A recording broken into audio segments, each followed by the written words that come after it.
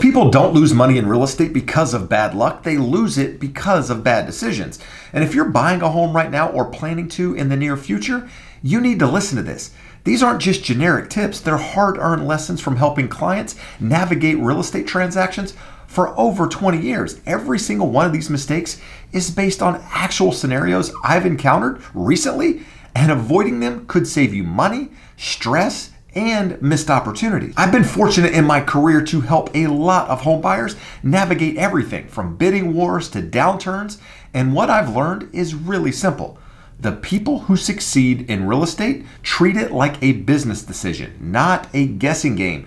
And the 11 mistakes that we're going to talk about in today's video, they come up more often than you'd think. Today, I'm going to show you how to avoid every single one of them so that you can buy right, borrow smart, and ultimately build wealth. The first one I want to talk about is something I'm seeing a lot of right now, and that is home buyers thinking that all markets are the same. Remember, real estate is hyper local. So if you're watching the national news and that's where you're getting your real estate guidance, then you're ultimately being misguided. That's because national headlines are often misleading. Even within the same zip code, you can have dramatically different market conditions.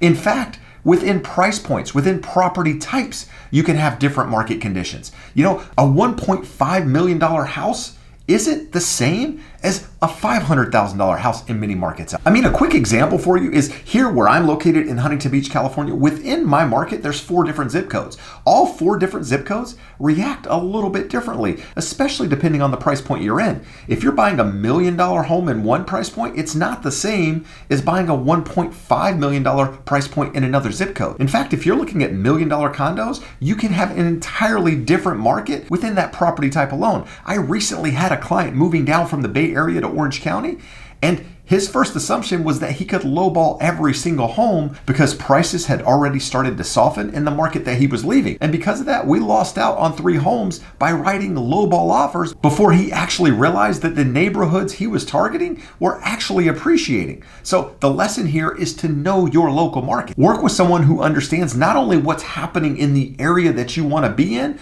but also within that micro market. Now, the second one is something I'm also seeing a lot of and have over the last 2 years or so, and that is home buyers buying new construction just for rate incentives. Remember, builders are masters at marketing. A 5.5% interest rate sounds great when everyone else is getting quoted 7%, but here's the reality. Many times that rate buy down is already built into the sales price. I actually had a client that recently chose new construction because of some of the incentives that were being offered. Now, within 6-8 months of them buying that home, they actually wanted to sell it because they weren't really huge fans of the area, and we ended up listing that property. And the problem was the comps were still selling at about the price where he purchased his home. And because of that, they ended up losing money on the deal. So what I want to point out here is short-term payment savings aren't worth it if the home is ultimately overpriced to start. I want you to rather focus on the total cost of ownership.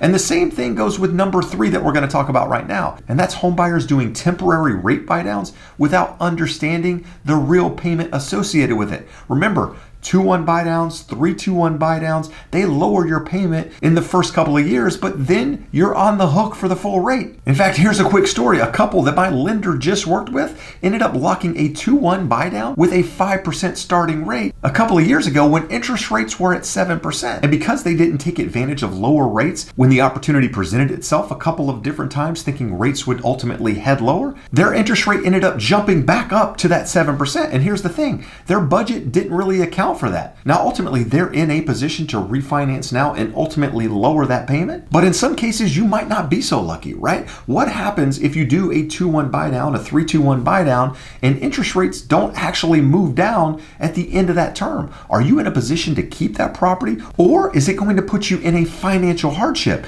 The reality is, I don't want you to gamble on rates dropping in time to refinance. You need to know what your payment will be at the full rate and ask yourself, can I live with this if nothing changes? You can't be buying a house banking on lower rates in the future, because what happens if rates don't actually move down? Now, number 4 is somewhat of a pet peeve, and that is home buyers chasing the lowest rate over the right advice. Now, trust me, I get it. Nobody wants to overpay, including myself. I'm a shopper. I like to shop, but I also appreciate expertise and somebody that does their job well. But chasing the lowest rate can ultimately cost you far more than you save. Something important to understand is that all lenders out there All reputable lenders, all good lenders that you should actually consider, should be within about 1/8% of one another. If you have one lender quoting you way better interest rates than everyone else out there, then chances are they're probably doing something sneaky. Now, with that said, it doesn't mean you should go with a lender that has a significantly higher interest rate than everyone else just because you value their expertise and experience. You should find somebody that has both, right? Competitive interest rates and expertise. We actually just closed with a buyer who last year picked an online lender who offered a 0.25% lower rate. But what ended up happening is that lender ended up delaying the closing 3 times, and the buyers ended up losing the home at that time. On top of that, they also lost the $600 appraisal fee that they paid, as well as the $400+ inspection fee that they paid. So they ended up losing $1,000. Now, fortunately, when they came back this year, I was able to refer them to my lender, and we were able to get the job done at exactly the terms that we had promised. So remember, the best lender isn't always the cheapest. It's the one who actually gets you across the finish line, answers their phone, and ultimately protects your interest. Now, before we dive into number 5, I'd like to take a minute and ask a favor. If you find any value in my videos here, make sure you hit that thumbs up and consider subscribing to the channel. The 5th mistake I see a lot of home buyers making right now are buying in areas that they don't understand, they don't know, and they're only doing it because of price point. Yes, I realize when you're buying a home, in some cases you do have to sacrifice. But with that said, you should also understand the market that you're buying in. In fact, one of the biggest regrets that home buyers made during that pandemic time where they were buying in markets that were way more affordable, not really knowing that market. And once they really understood the market they were in, a lot of them came to regret it because they didn't really like where they were. So ultimately, this can be avoided. If you're not really familiar with the market, spend more time in that market. Drive it on the weekends, drive it at night, during the day, drive the different areas that you want to be in. Don't just buy in a market because you heard it was good or your friends told you it was good. You need to be completely okay with the market that you're buying in. In fact, I've sold 2 different new construction properties in the last 6 months of home buyers that bought in areas that they weren't really familiar with. They were actually incentivized by that newer construction, that lower interest rate, and they bought in markets. They didn't really like it, and then they ended up selling those properties and relocating to markets that they probably should have bought in to begin with. And that's one reason I strongly believe that the one thing you really shouldn't sacrifice when you're buying a home is location. When I'm going through a home buyer consultation is asking buyers where they want to be. A lot of times they just say, hey, I want to be in Orange County. Well, understand Orange County, California is a really big market. There's 30+ cities in Orange County. And from one end of Orange County to the other can take you well over an hour depending on traffic. In fact, I once had a couple fall in love with a home that was 30 miles from where they worked. Now, it was a beautiful property, huge lot. They ended up getting it at a really good price. And then once they closed, they ended up commuting back and forth. And within a year, they sold it and they ended up losing a little money after closing costs. So do me a favor, please don't just buy a house. Buy into a lifestyle. Drive the area. Visit it during the day, the night, the weekends, like I mentioned a moment ago. Think about school districts. Think about resale potential. Even grocery stores, the proximity to things that you need to do. If you're someone that has medical issues and you have to drive to the hospital, 4 or 5 days a week, you probably want to be closer to the hospital than further away. The same thing can be said about, say, kids' sports. If you have kids that play on different travel teams or different organizations and they're in a certain city and you're driving that every single day, then you probably want to be closer to that location. Don't just focus on the price of the property. You need to focus on the big picture. And that's because location isn't just about price, it's about quality of life. Now, the 6th mistake I see a lot of in writing offers at the moment is home buyers not being willing to negotiate, or in some cases, overplaying their hand. You have to understand, we're not in 2021 anymore, but that doesn't mean you hold all the power. Yes, leverage has shifted to buyers in a lot of markets out there, but that doesn't mean you get to call all the shots and ask for anything you want. I recently had a buyer make an offer here in Southern California, and we were right at the asking price, and this was a property that got multiple offers before, ended up falling out of escrow for reasons that weren't related to the seller because the buyer basically couldn't perform. And with that being said, I had conversations with the agent on the other side, and my buyer wrote an offer, and they ended up sending a multiple counter to everyone involved. Well, my client didn't want to go higher in the offer, even though I had an idea of where we needed to be in order to get that property. So I went back to my clients and said, hey, if we go to this price,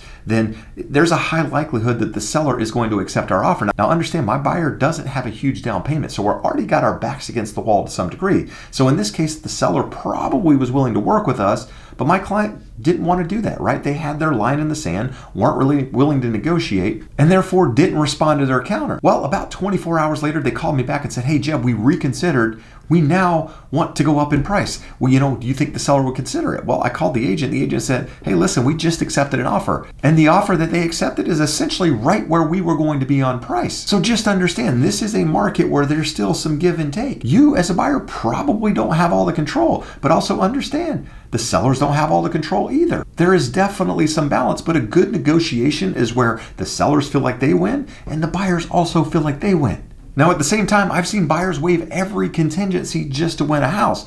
So understand, it's important to work with an agent who knows the temperature of the market and can help you write offers that make sense without putting you at risk. You need somebody that understands your local market, in addition to someone that can actually back it up with data. You need somebody out there actively working with buyers as well as sellers, because that gives you a really good gauge of what's happening in the market. If your agent hasn't sold a property in the last year, or maybe it's a new agent, you're just using them because they're a family member, chances are you're doing yourself a disservice because you're not working with an expert in your market. So just make sure, if you're serious about becoming a homeowner, you work with somebody that's vetted, that knows the business, can ultimately guide you through that process. In fact, you can get in touch with them using that link in the description of the video. Now, the next thing I want to talk about is buyers going out there buying a home, but not getting properly pre-approved before they start writing offers. Remember, a true pre-approval means your income, your credit, your assets have all been verified.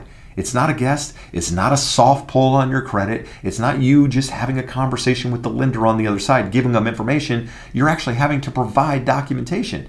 And yes, I realize sometimes it can be a pain in the ass to have to provide all of this documentation.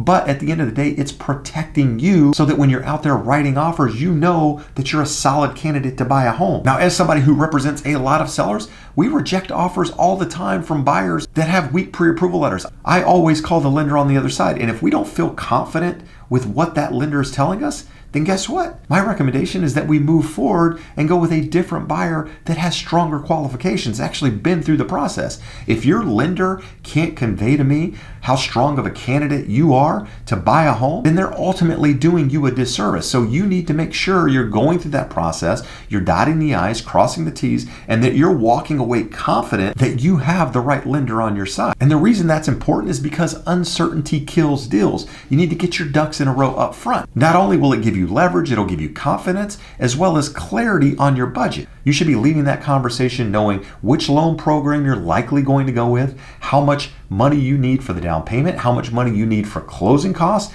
as well as what your monthly payment looks like, which will ultimately prevent number 8 from happening, and that's biting off more than you can chew. The lender's max number isn't a green light. It's ultimately a ceiling. We often work with clients all the time who qualify for a lot more home than they actually want to buy.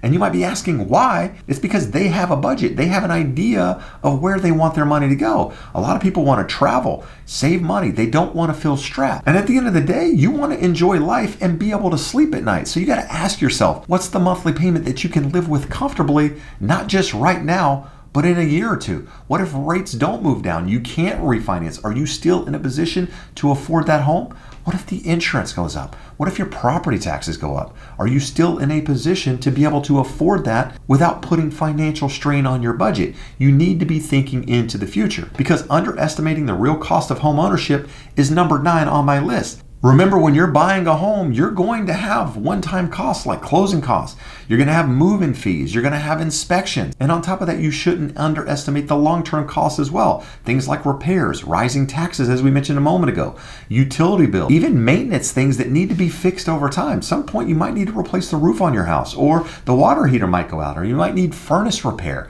Remember, owning a home can be very, very powerful, but you need to be prepared for the full picture. Now, the 10th mistake is probably the hardest out of all of these to not avoid, and that's getting emotional in the negotiation process.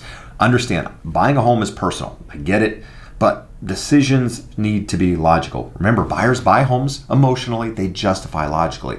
I need you as a buyer to make logical decisions. That's one reason I'm a really good real estate agent, is because I am very logical. I don't get emotional in the process. My goal is to ultimately help you get the best negotiation so that you're happy with the home you bought. I mean, true story, I recently had a buyer just cry over losing the house that they fell in love with. And within 3 weeks, we actually found a home that they were even more excited about for exactly the same price. Now, and here's the thing, they ended up laughing about the first house because the second one ended up better in so many ways. One thing I say to clients all the time is you're not allowed to fall in love with a property. And the reason I say that, because I don't want that emotion to blind you to red flags or lead you to overpay. Essentially, I don't want it to get in the way of being able to negotiate the best deal on that property. And at the same time, I'm also a firm believer that if the first deal doesn't work out, there's always something better down the road. And in this example, that's exactly what happened. So my recommendation as a buyer is that you have a line in the sand in the negotiation and you stick to it. Now, the last one, number 11, is probably the most frustrating, and that is home buyers believing that the future market is going to be magically better than where it is right now. Here's the lie. I'll just wait until rates drop and prices come down. Here's the truth. When rates drop, demand surges. That means more competition and higher prices. If the right home comes along and you can afford it, waiting is likely to cost you more than just acting now. Remember, you can't time the market, but you can time your life. Don't get caught up in the headlines out there, but rather focus on when it's the right time in your life. And with that said, listen carefully. Avoiding just one of these mistakes can save you thousands. Avoiding all of them, that's how smart buyers win in today's market. If you're buying a home in 2025 or you're just starting the process, don't go at it alone. The market is too complex, too expensive for guessing games. And if you're looking for a trusted team to guide you, walk you through the numbers, and help you buy the right home the right way, we'd love to help. My contact info is in the description, or better yet, you can just drop a comment and say, I need help, and I'll make sure to shoot you a reply. While you're at it, make sure you hit the like, subscribe to the channel, and share this with anyone you know who's thinking about buying. I appreciate you watching. See you next time.